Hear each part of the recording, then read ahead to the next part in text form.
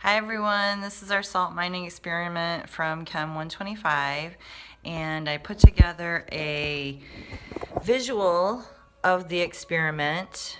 I'll pan over that now.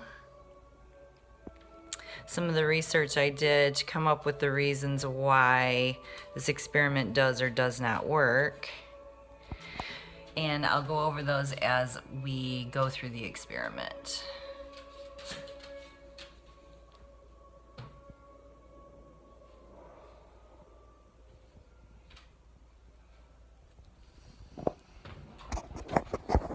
So what I learned was, first of all, it's been pouring rain all day here, and the humidity is at about 100%. And so when you rub the balloon on your hair, I wasn't getting any reaction from the salt or the pepper. And I learned that humidity forms a water vapor that stops the transfer of electrons from creating the positive or negative charge. So I went and got some metallic balloons, and then when I rubbed it on my hair, you learn that the friction causes a transfer of electrons, and the negative electrons grab onto the surface of the balloon where the positive electrons are left over from rubbing your hair, and so you get that hair lift, funky static electricity thing. So once you charge the balloon with the negative charge from the electrons transferring to the balloon, it creates a static electric force. And the static electric force will pick up positively charged things like your hair. The other thing I learned was that salt and pepper are neutrally charged. The salt is neutrally charged because it's an ionic compound composed of positive sodium and negatively charged chloride. They cling together and overall become negative. The pepper has the major compound of piperine, and it has a hydrocarbon component to it, which also tend to be neutral.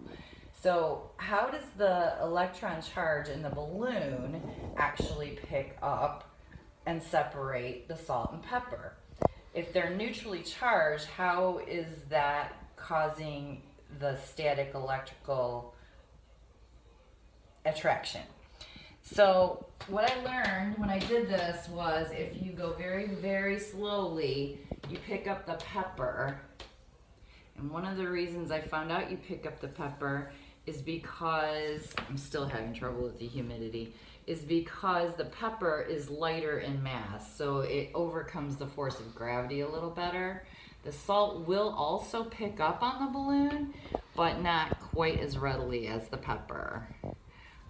What happens is the salt and pepper, which are neutrally charged, the electron negative force, which repels other electrons, forces the electrons in the neutral compounds to go to the other side of the atom, which gives a polarized effect to the compounds left over.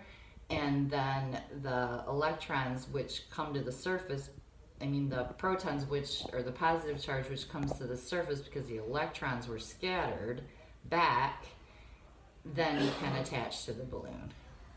So yeah, I'm still having trouble with the humidity, but that's what's supposed to happen. The polar charge is supposed to bring the more positive charge to these salt and pepper crystals forward, whereas the negatively charged balloon can attract it. I'll give it one more try.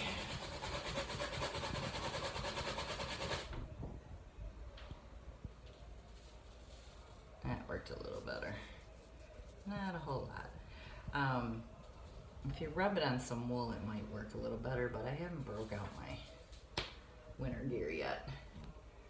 So that is what we have learned. The only other thing that I picked up during this whole experiment research was that your hair is considered a conductive material, which means it readily gives away its electrons, whereas the rubber or latex of the balloon is called an insulator, and that means they resist electrical charges flowing through them, so they can keep the electrons, but only on the part that's been through the friction and collected the electrons. So that's my video. I only have one other thing to show you, and that's the sources that I used for the research in this video, in this experiment. Thanks so much.